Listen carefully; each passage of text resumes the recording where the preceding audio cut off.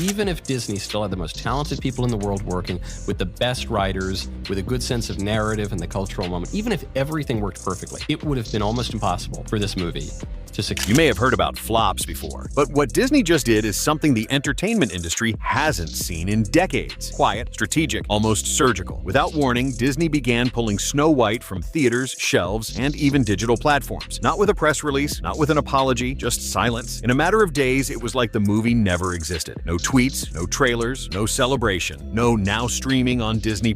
And while corporate spin might suggest this is just standard rotation, behind the scenes, the reality is far more disturbing. Sources close to the studio are calling this an erasure, an attempt to bury one of the most expensive disasters in Disney's history. But here's where it gets wild. This isn't just about a box office bomb. This is about a career falling apart in real time, a lead actress crumbling under pressure, theaters refusing to show the film, and merchandise sitting untouched on shelves, and a viral moment so humiliating Disney may never recover from the backlash. And it all centers around one name, Rachel Zegler. Yes, it's all Rachel Zegler and her behavior.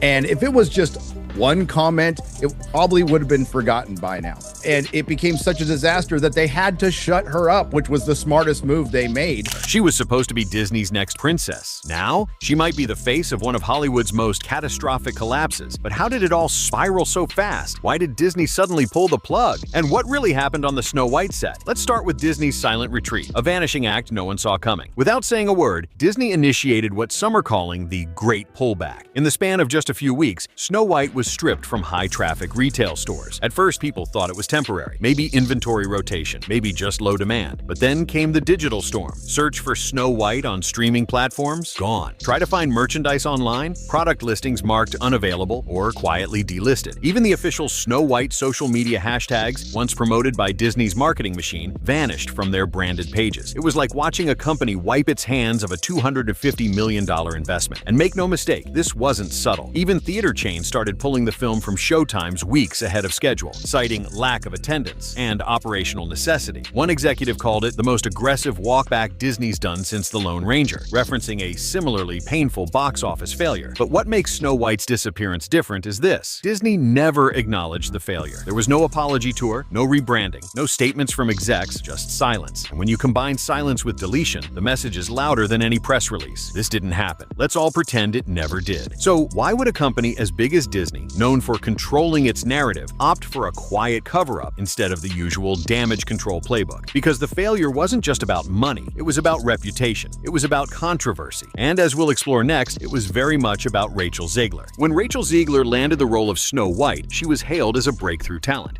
She had just come off a critically acclaimed performance in West Side Story. She had the Disney princess crown within reach, but that crown quickly turned into a lightning rod. As the press tour for Snow White began, Rachel's comments weren't just bold, they were blunt, unapologetic, and, according to many, alienating. She slammed the original 1937 classic as outdated. She said Prince Charming was weird.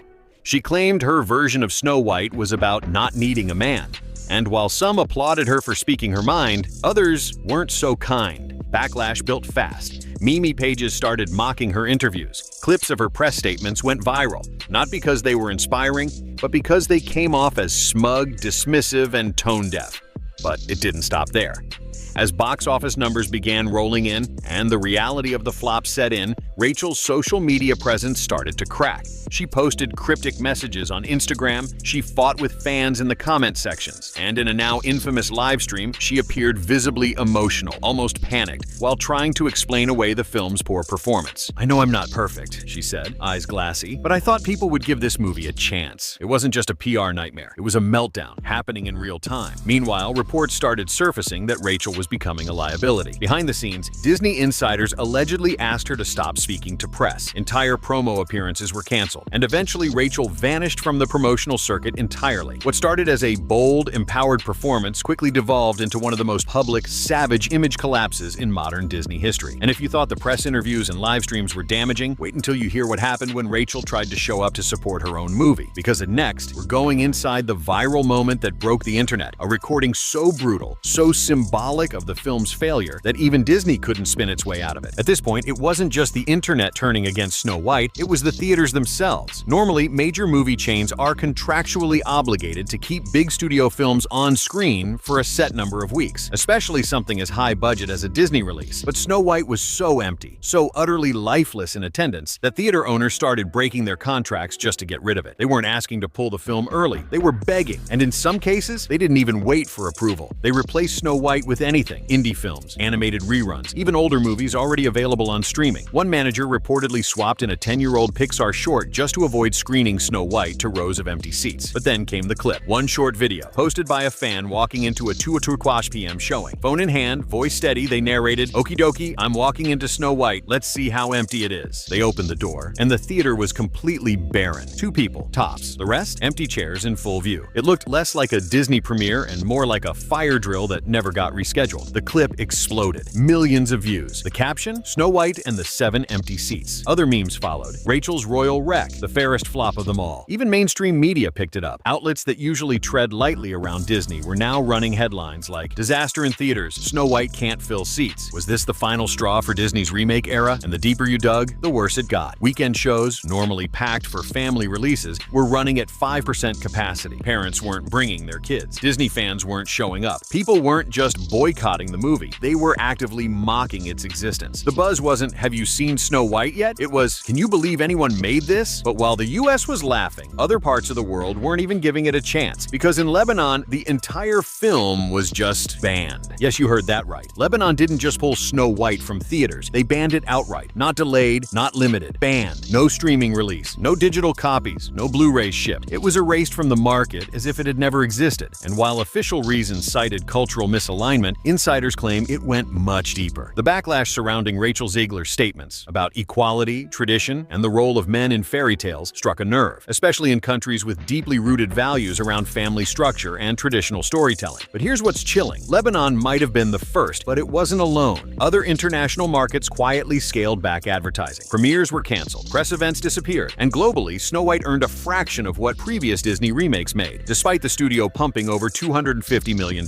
into it. Let's put that into perspective. Lilo and Stitch, yes, the quirky 2002 animated classic with an alien dog and barely any marketing, was quietly re-released in select markets, and it out-earned Snow White's US box office in a single weekend. Let that sink in. A rerun of a 20-year-old kids movie with no red carpet, no promo tour, and no TikTok campaign crushed Disney's most expensive princess remake. It was the ultimate humiliation. This wasn't about reviews anymore. It was a full-blown rejection by audiences, by critics, by countries, and by the very culture Disney thought it was appealing to. And if you think that's bad, just wait until you hear what Rachel Zegler's own co-stars had to say about her behind the scenes. Because next, we're diving into the subtle but damning statements from Gal Gadot, red carpet no-shows, and the rumors that turned whispers into full-blown scandal. If you've ever watched a Hollywood scandal unfold in slow motion, you know the signs. Co-stars stop promoting, press appearances get canceled, and interviews suddenly turn vague. That's exactly what started happening with Snow White. And at the center of this silent exodus, Gal Gadot, the woman who played the evil queen, arguably the second most important role in the film, was suddenly very careful with her words. In a now infamous interview, Gal was asked point-blank about the backlash surrounding the movie and Rachel Zegler's polarizing statements. Her response? There was a misalignment at the corporate level. What fans expected and what was delivered didn't match. Translation? This wasn't my fault. She went on to talk about the importance of teamwork in making a good film. A subtle but stinging statement when you realize she never actually mentioned Rachel by name. "We didn't really have teamwork," she said, "and there were many setbacks that made the process exhausting." That word, exhausting, hit hard, and then came the real gut punch. When asked if she'd share more about her on-set experience with Rachel, Gal replied, "I'll talk about that when I feel comfortable." Just one sentence, and the floodgates of speculation burst open. Was she covering for a controlling set? Was she holding back the real story out of professionalism? Fans weren't buying the BS. They read between the lines, and the message was clear. Something went seriously wrong behind the scenes. And Gal wasn't the only one stepping back. Rachel's other co-star, Andrew Burnap, who played the prince-like character, pulled the most dramatic move of all. He didn't show up. No red carpet, no interviews, no social media posts, gone. Even more awkward, Rachel herself joked during a press event that all of Andrew's scenes might get cut. She literally said in front of press, "Who knows? It's Hollywood, baby." Imagine being in a Disney movie and your lead co-star publicly implies your work might not even make the final edit. No wonder Andrew vanished from the press tour altogether. And that wasn't the only thing disappearing, because Disney's next princess project, Tangled, was about to be erased in the most bizarre way possible. As the Snow White fallout deepened, hand, Disney quietly made a move so sudden, so uncharacteristic, that industry insiders were left stunned. They canceled Tangled. Let's be clear, Tangled wasn't just a maybe project or rumor. It was the next big thing. Early casting buzz, a massive budget lined up, and insider leaks suggesting Rachel Zegler was heavily favored to play Rapunzel. Then, silence. No trailer, no teaser, no press announcement, just gone. One day, it was the next billion-dollar reboot. The next day, it didn't exist. Why? Well, Disney never explicitly blamed Snow White, but you don't have to be a Hollywood insider to connect the dots. The Tangled live-action remake would have followed the exact same formula. A massive budget, a fan-favorite original film, a female lead with a bold modern twist, a marketing campaign driven by online culture. And now, Disney clearly didn't want to go anywhere near it. Here's why this matters. A studio doesn't cancel a franchise-level film without serious risk calculations. And according to insiders, the problem wasn't just audience fatigue. It was Rachel herself. The internet had turned. Online communities had made her a target. Meme pages were already joking about woke Rapunzel. For Disney, the risk was too great. Reboot fatigue, plus as a controversial lead, equals another $250 million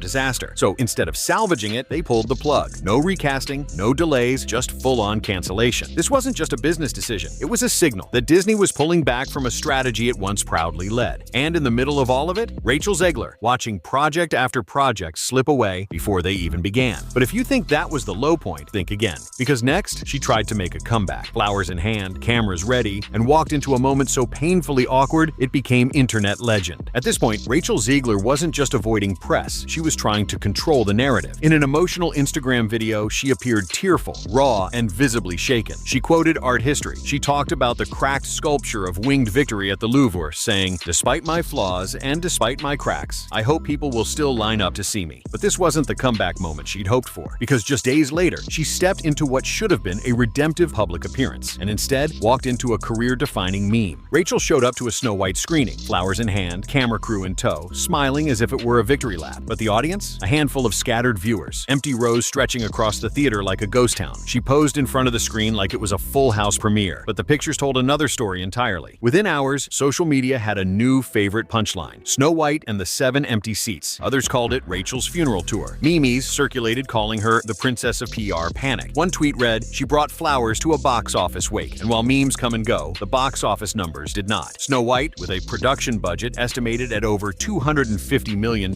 barely scraped past $100 million domestically. Worldwide, it was hemorrhaging money. Worse still, its IMDb score plummeted, becoming one of the lowest-rated Disney films of the modern era. Critics who once praised Zegler's potential were now calling her performance flat, disconnected, and overcoached. Instead of being celebrated for challenging tradition, Rachel was being blamed for wrecking it. And just when things couldn't get more surreal, a Minecraft movie dropped and obliterated Snow White's box office in a single weekend. Yep, you read that right. Minecraft, the pixelated, blocky sandbox game turned live-action feature. No massive legacy behind it. No message. No reinvention of old stories. Just zombies, creepers, and Jack Black yelling into a microphone. And it absolutely demolished Disney's $250 million Princess reboot. Opening weekend alone, Minecraft outperformed Snow White's entire US run. Critics didn't just applaud it, they embraced it for what it was. Simple, fun, made for the fans. And that's what hurt most, because while Snow White tried to rewrite tradition, Minecraft embraced its identity. While Disney forced commentary into every scene, Minecraft gave viewers what they came for: entertainment. Hollywood noticed fast. Insiders began leaking rumors that studios were putting Rachel Zegler's name on pause, future roles being reconsidered, ongoing deals quietly shelved. Even Disney, who once held her up as a face of the new generation, had gone cold. Mentions of Snow White vanished from upcoming press. Zegler was noticeably absent from Disney showcases and live streams. Some industry insiders called it the soft freeze, a behind-the-scenes effort to quietly distance the brand without igniting more controversy. For a while, Rachel Zegler was hailed as Hollywood's rising star. Now, she's facing the biggest question of her career. The question isn't whether Snow White failed. That's obvious. The real question is, did this movie destroy Rachel Zegler's career before it even began? 2 years ago, she was on magazine covers, winning awards, landing roles. Disney bet big on her. Now, that bet has backfired in ways that even industry veterans didn't see coming. Hollywood has a short memory for success, but it has a long memory for disaster. And the legacy of Snow White and the fallout surrounding Rachel may become a cautionary tale for an entire generation of actors, studios, and marketers. As of now, Disney is rethinking everything. Internal strategy shifts, less focus on remakes, more emphasis on honoring the originals. The days of radically rewriting beloved characters might be over, or at least put on pause. But as for Rachel Zegler, the spotlight's still on her, and whether she rebounds or disappears will depend on how she handles the silence that follows, because in Hollywood, you don't always get a second chance. And when your name becomes the punchline to a billion-dollar joke, that second chance might never come.